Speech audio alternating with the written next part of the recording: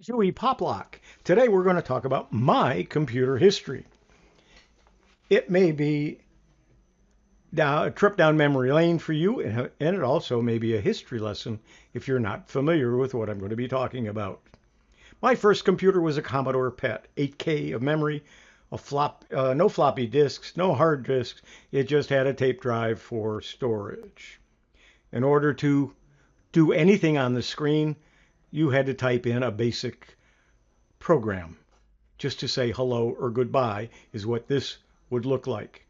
I watched a 9-year-old kid play with one of these in the Olson Electronics store, and I said if he could do it, I could, because he was typing things in and things were happening on the screen. My second computer was a Radio Shack TRS-80. I opted for the level 2 with 16K of RAM. It was an expansion box for $849. Floppy disk drives were $500 a piece, so I did not get one of those. I used the tape drive again to use for storage and holding the programs.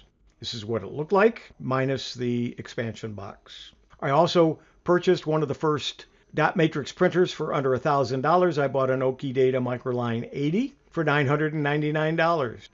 My third computer was an Osborne, $1,800. It came with 2 floppy disks. It had a 5-inch screen. It weighed 28 pounds, and it had software packaged with it, which was something totally new. And here's what the Osborne looked like open, and here's the screen at a glance, what it looked like.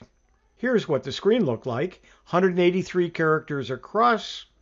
I also purchased a 300 baud modem. That's what it looked. You could put a notch on the other side and actually turn the disk over and write on the back end if it had a double-sided Mylar disk within the 5 1/4. At the same time, my IBM had the IBM 360 mainframes in big rooms, air-conditioned, all the wiring underneath a raised floor.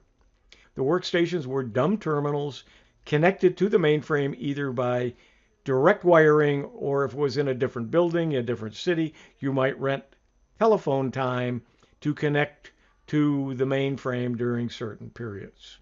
Apple came out with an Apple II, followed by the Lisa down on the bottom, and to the right was the first of the Macintosh family. Then came the IBM Pc. I didn't buy an IBM Pc. I opted to buy a clone from AT&T, and it was called a PC6300. It did not have a hard drive in it. It had 1 floppy drive. I later bought a hard drive, a 40 megabyte hard drive. 40 megabytes. Holy cow, I am never going to have to buy another floppy disk, and I'll never fill it up. The software, and back in those days, there was a program called Symphony, which was a little bit of everything from the Lotus. The same people that had Lotus 123, a spreadsheet. Symphony had a spreadsheet and a word processor. It was a combination. It was like an office program. But programs in those days, like the computers, were expensive. Here is some computer pricing back in those days. An IBM PC with a 20 megabyte hard drive, monochrome monitor at $1,800, up to, if you wanted 40 megabytes of hard drive and you wanted a color monitor, you were able to get it at $3,695. But the software was extremely expensive too. Remember I mentioned Lotus 123, a spreadsheet, $399. DBase 2, almost $500. WordStar, $269.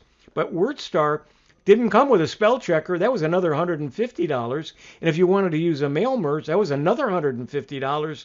And if you wanted to do some indexing, if you were creating big documents and you needed indexing, another $150. So that software became very, very expensive. Moving ahead to 1987, even then, Symphony was still over $450. 123 was over $300. WordStar was $250. Programs were still expensive even in the late 80s.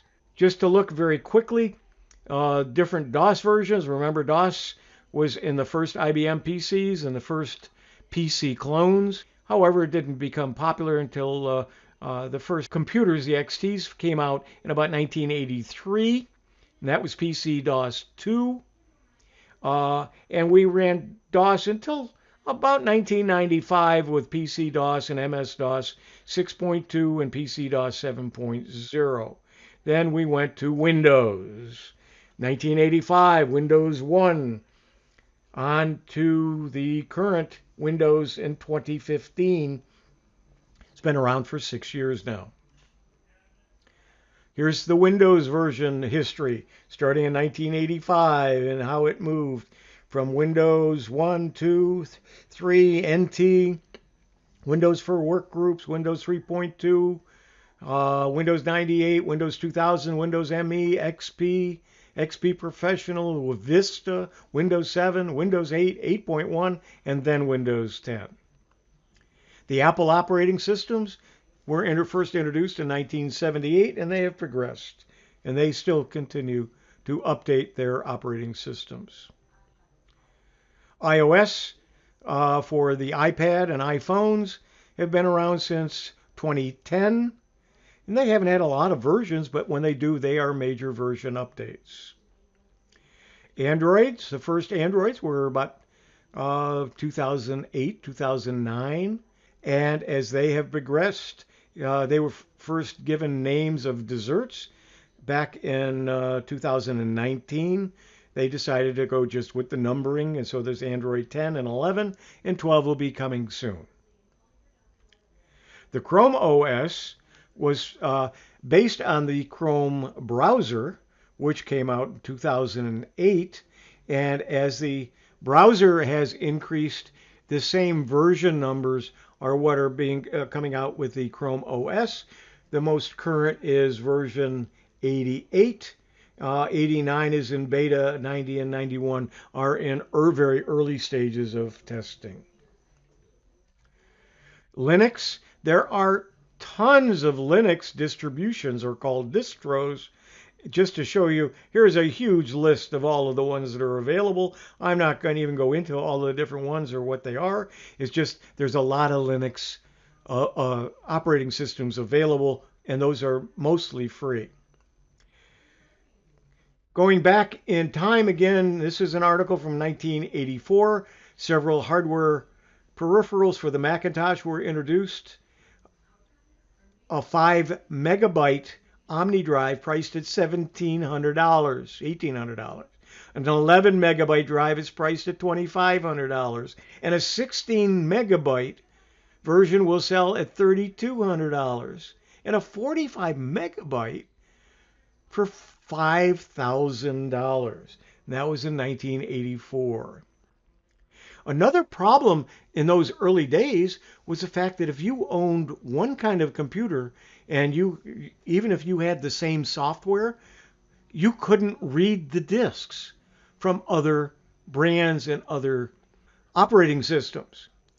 And what happened was a company by the name from Micro Solutions called Uniform allowed the CP/M and DOS machines to actually work on each other's files. What you did is you put the Uniform in the disk and you ran the program, and it said, okay, what do you want to make that floppy look like?